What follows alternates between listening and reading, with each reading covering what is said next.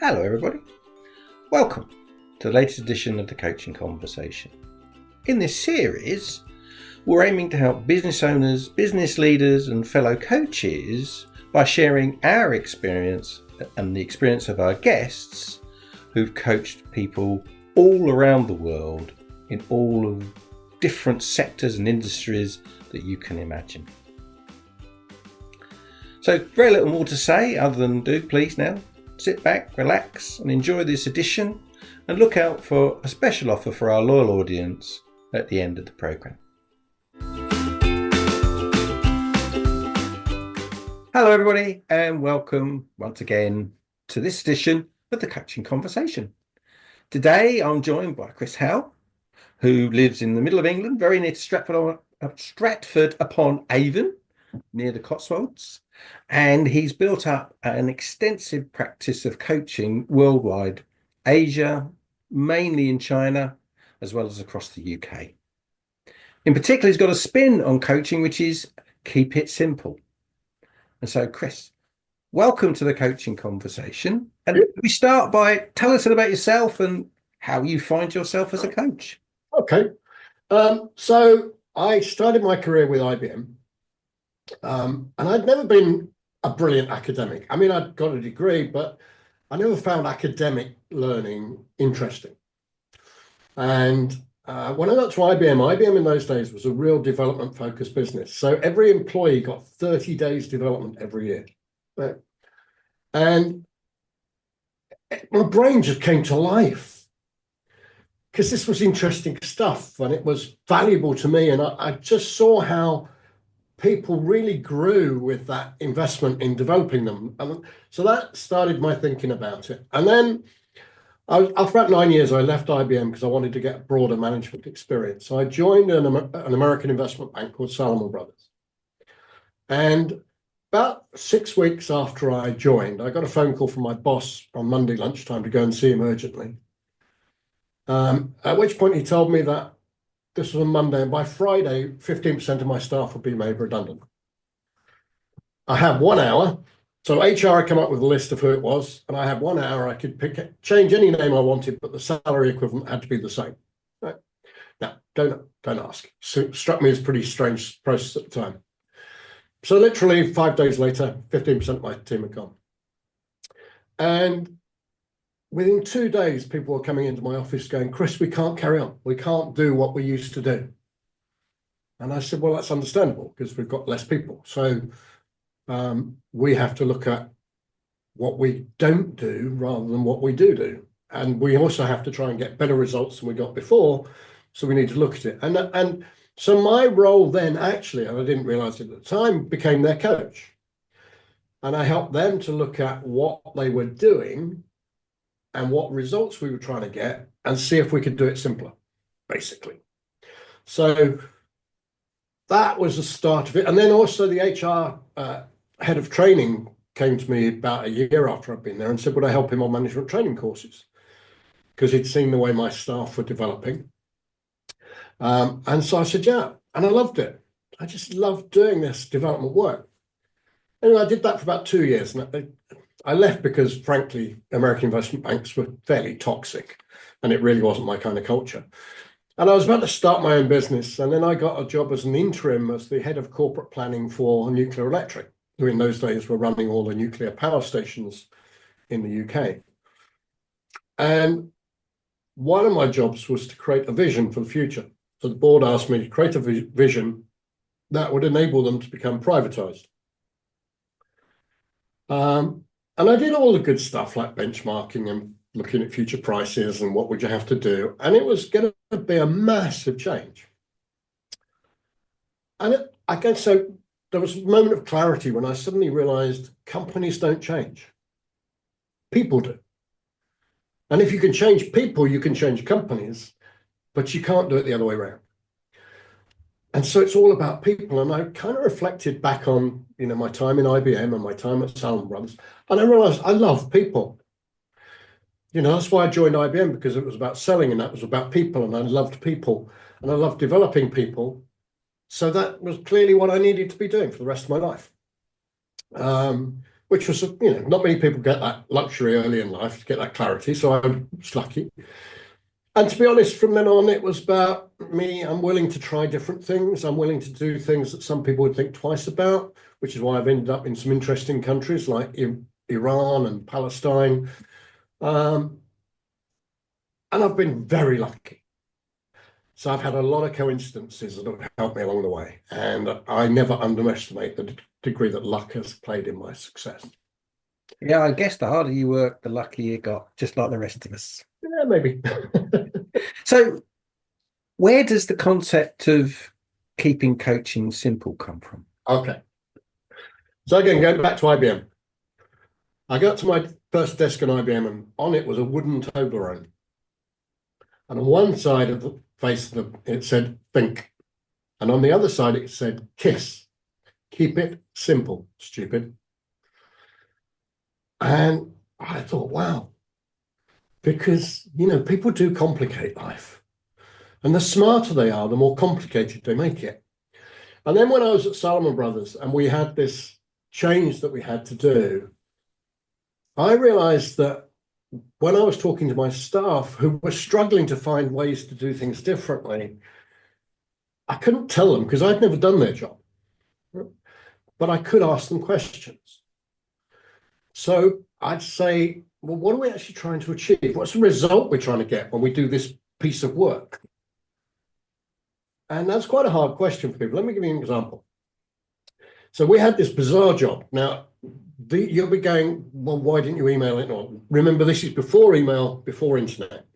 Was it black and white, Chris? At the same? That word did exist, right? I did have a mobile phone and it weighed about 5 pounds.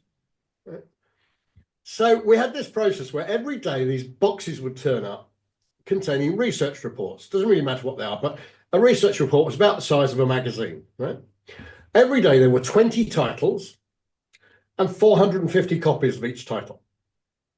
And so the job was to take a copy of each title and create a stack of 20, put an elastic band around it, create 450 of those stacks, put them in trolleys, take them down to the trading floor and deliver one to every trading desk. It was a horrible job. It was dirty. And as you went around, you realized that most people would just pick them up and throw them in the bin. So by the time you finished, you realized that all the work you just put in, most of it was in a rubbish bin. People would take one report out, maybe, or this and that. And it was taking the equivalent of 3 people days every day in time. So I turned to the team and said, well, what's the result we're trying to create? And they said, well, we're trying to get a report on every desk. And I said, no, that's not what we're trying to do. That's what we are doing, but it's not the result. What's the result? Why are we doing it? Well, because we've always done it that way. Yes, but why? And after a few whys, because I'm one of those irritating people, like an irritating child, I just keep asking why. Because innocent questions are very powerful. And we eventually got to the point that we're trying to get the right reports to the right people. Fine. So what's this? And then my next question would be, well, what's the easiest, simplest, and cheapest way of doing that?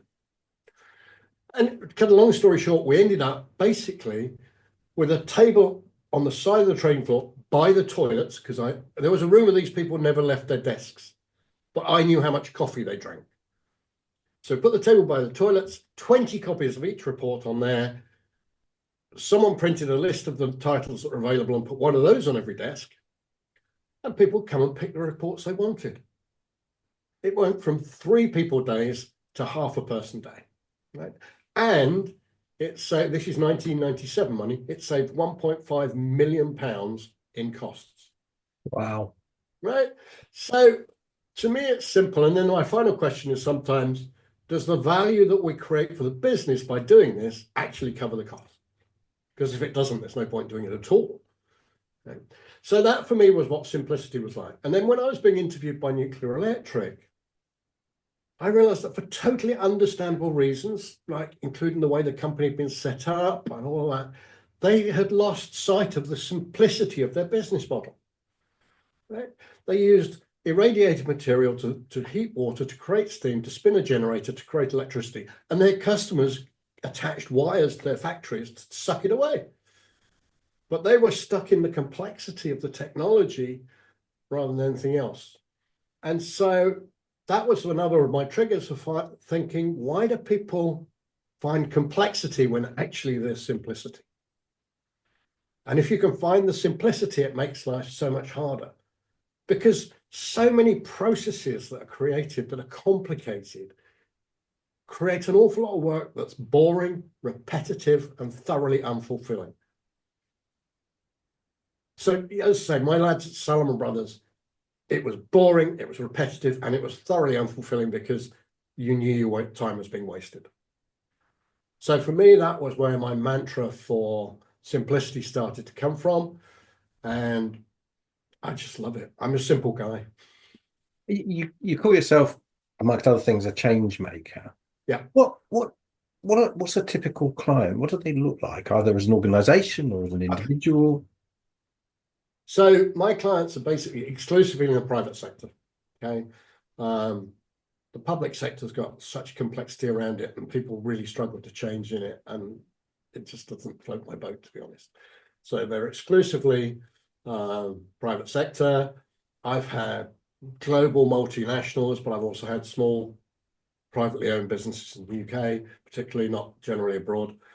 So the private sector, quite a lot in the automotive industry, kind of turned, not for no particular reason, it's just happened to be that way, and I do love cars, so that's okay. Generally, I'm working with senior teams, but I do a lot of leadership development for emerging talent. So yeah, let's say mainly multinational, particularly when I'm in China, they're all multinationals, operating, trying to work out how to operate in China. I do some work for Chinese companies that are trying to get outside China, and trying to understand how to operate effectively in Europe, because it's a very different style. That's basically the style and approach to the clients. And what are the challenges that they're really facing as individuals? What when they come to you and they say, Yeah. help me be different in this or that, or help me tackle this challenge, what would they typically be? What are the ones you see most often? Right. It does vary a lot, but I could categorize it into three areas, right? So probably 50% of my clients are in a transition. So they're in a transition from one job to another. And yeah, as you know, because you're a businessman like me, you get really, really good at something, so you get promoted. And now you're in a thing going, oh, hang on, this is a bit different. And sometimes you need someone to help you look at that and go, okay, so what have you learned in the past that can help you here? And what are you puzzling with, and how do you deal with that? So a lot of it's about transition. So they either have changed their job and now looking for help, or they're about to change their job. It could be they've taken the same role, but in a different organization with a very different culture. And part of it is struggling to work out, hang on, I was successful here, how do I become successful here, where it's all feeling very different and people behave differently. Probably 25% are struggling to drive change through the organization, because driving change is a really interesting thing, and a lot of people are used to steady state. So when they get to a change scenario, that's quite a different skill set. And then I guess the others are probably looking to get how do I make my team more effective? So I've got this executive team, they're all incredibly bright people, they're all incredibly talented people, but we're not as effective as we could be. So how do we deal with that? So that's probably where we sit. So looking at each of those individual categories, Yeah. Does your intervention have a typical time period? Okay, so I'm fairly unconventional. So I never go in with a predetermined view of what will happen. I've had one coaching scenario which literally was an hour. So I was brought into by a CEO, they're a member of their team, senior guy, Chinese, had been a massive high performer. Performance had fallen off a cliff. and I was brought in to help them rediscover their performance. Right. And within an hour, I was just listening to the guy and asking him questions and making him feel comfortable and safe and listening empathically. And it became clear that he'd had a cancer diagnosis and he hadn't told anyone. Right? And he hadn't told anyone because in China, there's a fear that if you tell someone like that, the HR team will get rid of you. So it's like, okay, now I understand. Can we call your boss in and we'll have a conversation? Right. And that was it. It was like coaching done. Now everyone understands what's going on. Everything works. Right? So I never go in with a preconditioned view, but generally speaking, it's probably 3 to 4 months. Probably a couple of meetings a month. These days, often online. And then stuff in between. So if they've got a particular issue, they can contact me. Or I reflect on what they've talked about and research information, books, articles that might help them see things in a different way to the way they see them themselves. So you do quite a bit of work yourself in between sessions to provide direct assistance or to prepare for the next session. Yeah, I've always. I mean, there's probably as much work done outside sessions as there is in the sessions. That's an interesting fact that most coachees don't recognize that. Yeah, no, I agree. Clients don't recognize it either, but it is true in my experience as well. Yeah, yeah, because if not, you're not helping. You know, you can't just go into a coaching session without having thought about it, without perhaps sending them a note beforehand, going, okay, what do you really want to do? We talked about this last time. Where are you? What do you want to address this time? Because those reminders also make sure they implement what they said they were going to implement in the last meeting too. Yeah, yeah. And do you work primarily one-to-one, or do you do group coaching? Okay, so I consider myself an accidental coach, right? I never set out to become a coach. That was a better title for this episode. Yes, it could have been an accidental. So I was very lucky. Very early on in my career, I had a project where I was working with a board of directors over about it started out as a year, it turned into a 2-year period to help them achieve certain things. So my work has generally been teams. So team coaching, team facilitation, whatever you want to call it. Right? And it was only about 10 years ago when a member of one of those teams approached me after a session and said, could I coach them? And I thought, well, yeah, I mean, I've not done it before, but I'm sure I can. And so it started that, and then other people have done the same. And then on that team, for example, I ended up coaching 3 other people. So as I say, I never set out to be a coach by definition. I love developing people, and by accident, people have approached me and said, would I coach them, which is what happens now. So when you're coaching, whether it's a team or an individual, do you find that your interventions are really quite long lasting, or do they get you back for top ups later on? How do you find that? So I hope they're long lasting. I don't want people to become dependent on me. I think that's unhealthy. Right. I'm not their crutch. I'm not there for them. I'm there to deal with the particular issue they're facing, and hopefully they can move on. Now, if something radically changes, like they take another job or whatever, and they might come back to me for that, but I don't want to be their Jiminy Cricket waiting for them. And I don't want to need me. Right. So I think that's very unhealthy if you build that relationship. I mean, it might be great for cash flow, but it's not the way I run my business. I'm lucky. I get all my work now, as probably for the last 20 years, has come through referral or repeat with the same company, let's say, in different places. And so I really don't want to drag things out. I'd say if I can finish it in an hour, I'll finish it in an hour. Because I've delivered value. I'm not going to charge them for the whole project. I did an hour's work for you. You got some value for it. Right, let's move on. You have and do work internationally. Do you find the different markets, the different cultures require a different technique or a different form of intervention? Yeah. I mean, I think coaching is always contextual, isn't it? I mean, you'll know that. Wherever, so the person you're coaching, you may be coaching them on something you've done before, but it's all about the context they're working. So let's take China. Perhaps Asia is so different to Europe. So the differences in Europe are minor, but are there. But if you go to a totally different cultural background, it's very different. So let's take Asia and let's take China, for example.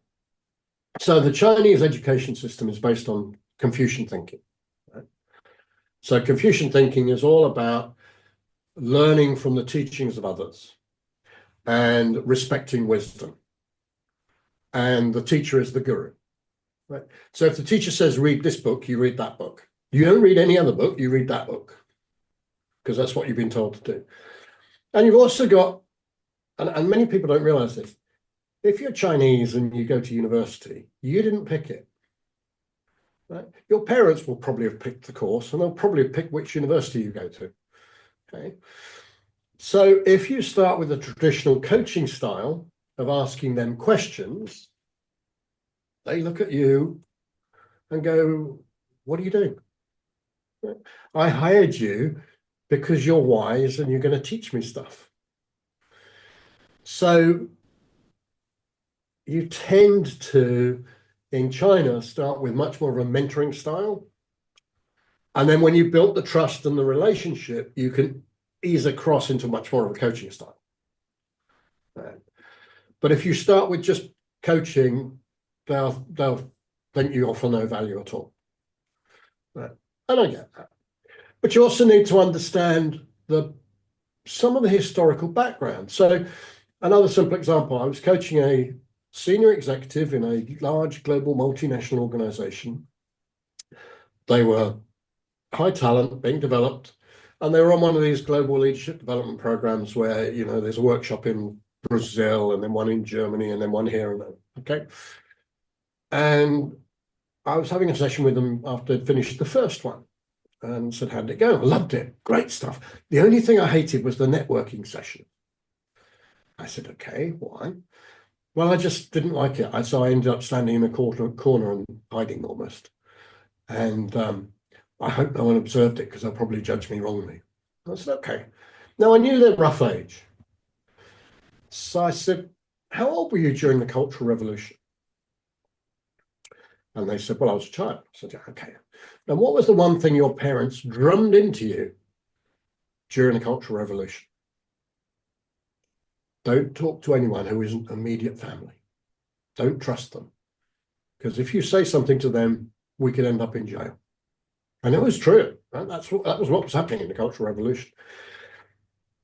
And so, and as they were saying this to me, they suddenly went, oh, wow, I'm still playing that child. I said, yeah, understandably so. But it was life-changing for you. So now you just have to look at these people and go, if I talk to that person, is there a danger my parents will go to jail? If the answer is no, talk to them. So you do need to understand some of that stuff, and a lot of people don't. So, for example, some of the Western leaders that I'm coaching in China don't have that understanding. And so they don't understand why. So they'll say, I'm struggling to lead these people. And you go, okay. And you talk about it and you go, okay, but do you realize this about them? No. Okay. So if you did realize that about them, how would you deal differently? So, for example, a lot of people will tell you, then when they've been in China for a year, they'll say, the trouble with the Chinese is that they don't have any of the ideas of their own. You're saying, curious, why is that? Well, you ask them questions and they don't answer. No, of course they don't. Well, because first of all, if they come up with the wrong answer, they'll lose face. So they don't want to do that. And secondly, you're the boss. You're meant to answer the questions. You're meant to tell them what to do. They're not used to being empowered. They love it when you get them there, but to start with, they're looking for you to do all of the boss stuff. So, It's yeah, fascinating to get this insight. I mean, there'll be a lot of people in the audience who will have no idea how this could possibly be the case, and just have the yeah. picture revealed. It's a really, But really interesting it insight. also goes back to my days at Salomon Brothers. So when I was at IBM and I was a manager, basically I was managing 5 people who are exactly like me, but a few years younger, because IBM had that kind of hiring process. When I went to Salomon Brothers, I had 60 people working for me. None of them were like me. And for the first few months, I'd go home and my wife would say, "How was it?" I was going, when will these people finally get me? And my wife, who's much more smart than I am, would say, "Don't you think the question is, when will you finally get them?" Damn.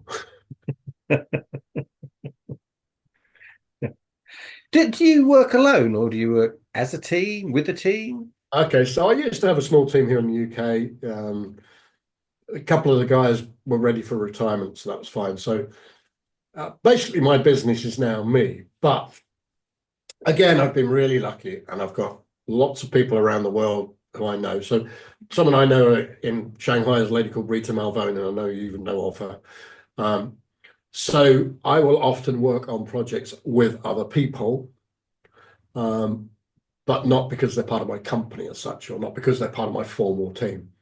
But I love working with other people because what I've found is, we might have the same view of business and things, but we have different approaches. And I still want to learn. I still want to grow. I mean, I'm 69, but I'm not giving up on growing yet. Someday I'll become an adult, heaven forbid.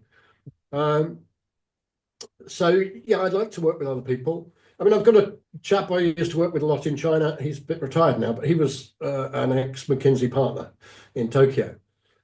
And clients used to love us working together because he and I, we were the same coin in terms of our thoughts about business and all of that stuff. But the face of the coin that he was IQ, and the face of the coin that I was EQ.